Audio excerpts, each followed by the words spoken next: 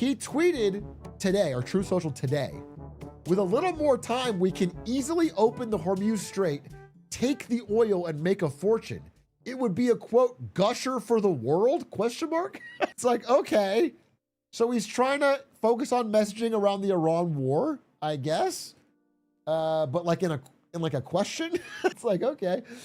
Okay. He understands, I think, that the Iran war has not been properly sold to the American public. They generally are polling. They don't understand why we did it, and they're upset about it.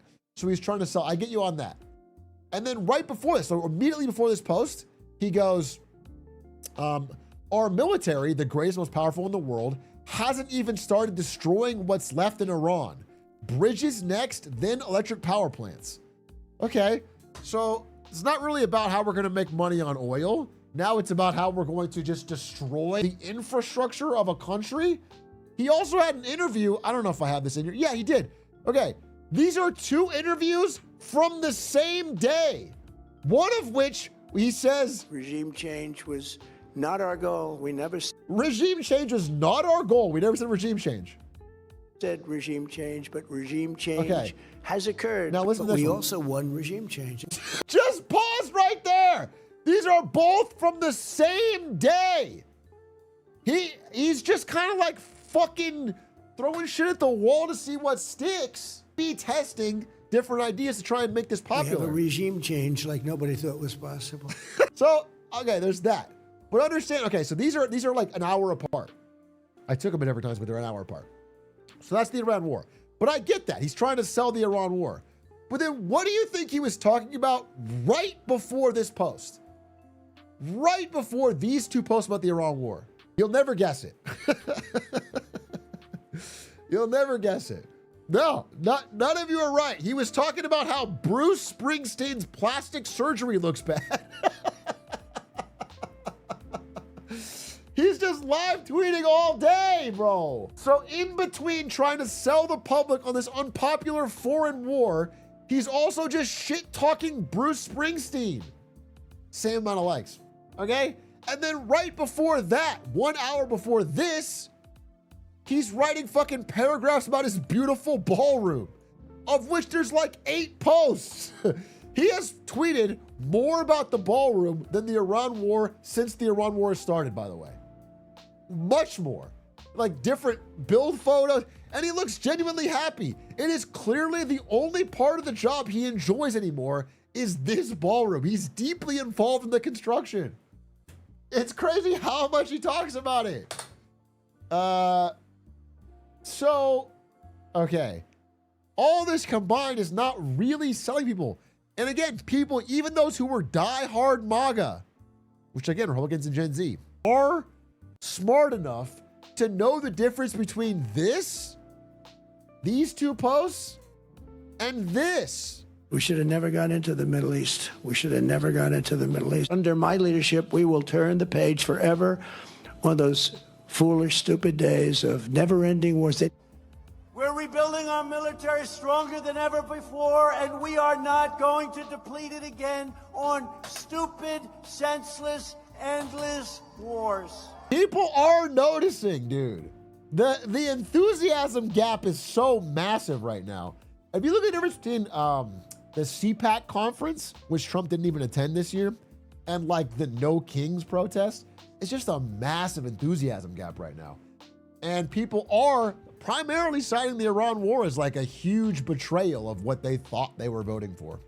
Now, listen, I think you probably could have seen some of this coming, but okay.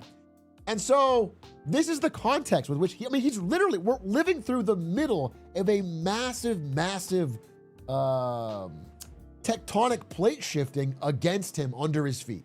We're seeing it happen right now. And he's like scrambling. I think these firings are part of that to try and regain some control of the narrative. What's interesting is that last quote though.